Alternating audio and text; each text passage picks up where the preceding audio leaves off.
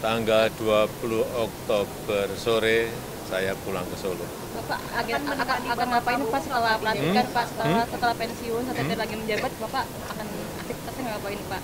Ada kegiatan khusus yang akan Pulang ke Solo dulu. Liburan Pulang ke Solo dulu. Terima kasih Bapak. Tidur. Terima kasih.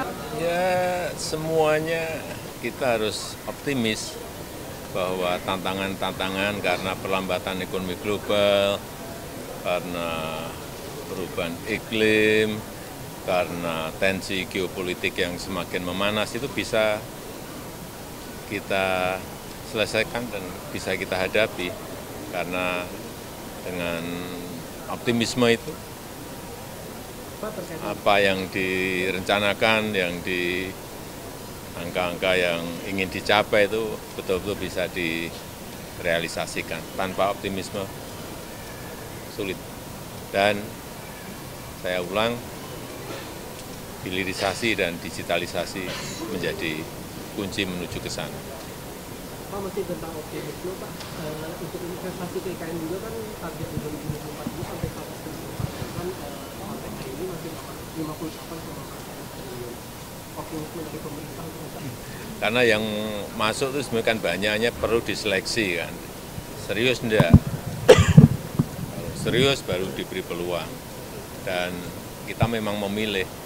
Jadi tidak semua langsung boleh masuk, semua boleh investasi, semuanya lewat seleksi. Dan memang benar angkanya 58 triliun. Tapi itu angka gede banget loh. Duit gede loh 58 triliun. Bapak, izin isu lain Pak, ada tanggapan soal para hakim yang mau bersidang untuk minta kenaikan gaji dan Semuanya masih dalam kajian dan perhitungan di Menpan, Menteri Hukum dan HAM, dan juga Kementerian Keuangan. Semuanya baru dihitung dan dikalkulasi. Terima kasih Bapak. Ya. Pak, setelah tanggal 20 Oktober Pak, setelah 20 Oktober Bapak langsung pulang ke Solo atau bagaimana Pak? Tanggal 20 Oktober sore saya pulang ke Solo.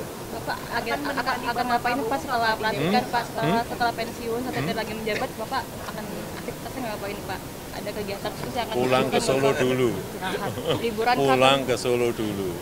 Terima kasih Bapak. Tidur.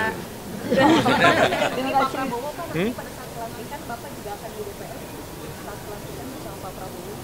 Ya mungkin. Terima kasih Bapak. Terima kasih Pak.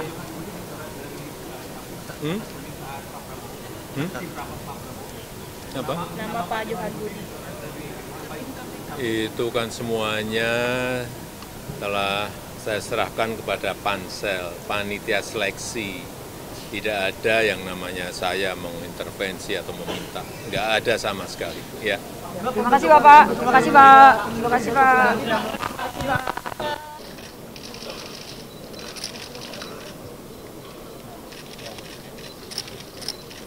Hadirin dimohon berdiri. Presiden Republik Indonesia tiba di tempat acara.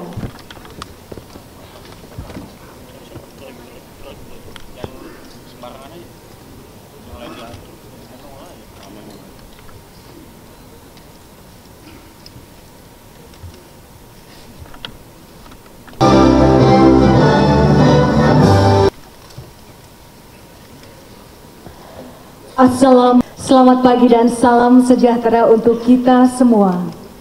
Yang terhormat Presiden, Duta Besar Negara Rusia, para Menteri Kabinet Indonesia Maju, penjabat PT Bank Negara Indonesia Persero Tbk, beserta Bapak dan Ibu sekalian hadirin. Assalamualaikum warahmatullahi wabarakatuh.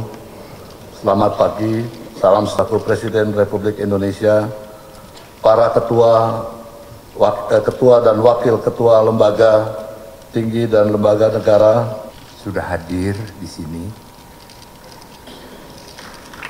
Damai. Pak Sultan, terima kasih. Yang kami hormati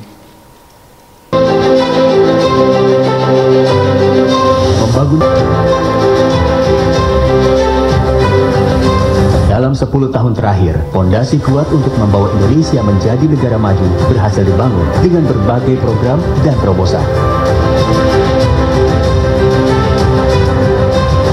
pembangunan infrastruktur masif untuk memperbaiki konektivitas, membangun Indonesia melalui penguatan ekonomi daerah dan desa, penyederhanaan regulasi dan birokrasi menjadi senjata memperbaiki iklim bisnis dan investasi.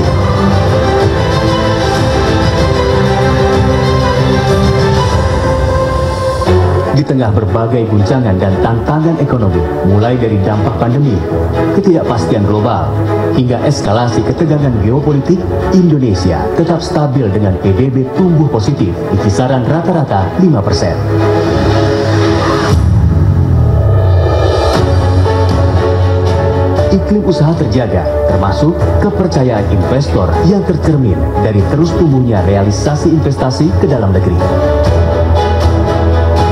Biaya logistik berhasil diturunkan dari 24% menjadi 14% pada tahun 2023. Peringkat daya saing pun naik dari ranking 34 ke ranking 27. Tahun ini menjadi titik penting seiring dengan transisi menuju pemerintahan baru. Meski sejumlah tantangan masih mengadang, dengan semangat keberlanjutan, kita optimis Indonesia maju akan terwujud.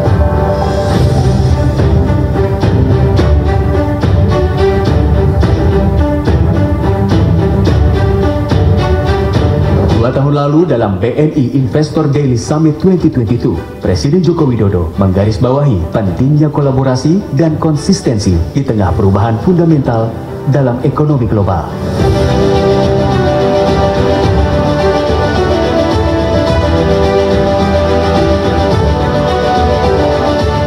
Setahun kemudian, dalam BNI Investor Daily Summit 2023, Presiden kembali mengingatkan potensi dampak dari ketidakpastian dunia yang makin merajalela. Perang berkepanjangan hingga El Nino memicu risiko krisis pangan. Kalkulasi kebijakan yang tepat menjadi kunci agar nafas lebih panjang dan ekonomi bisa bertahan.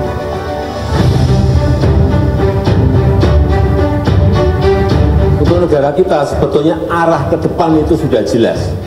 Apa yang harus kita lakukan, apa yang harus.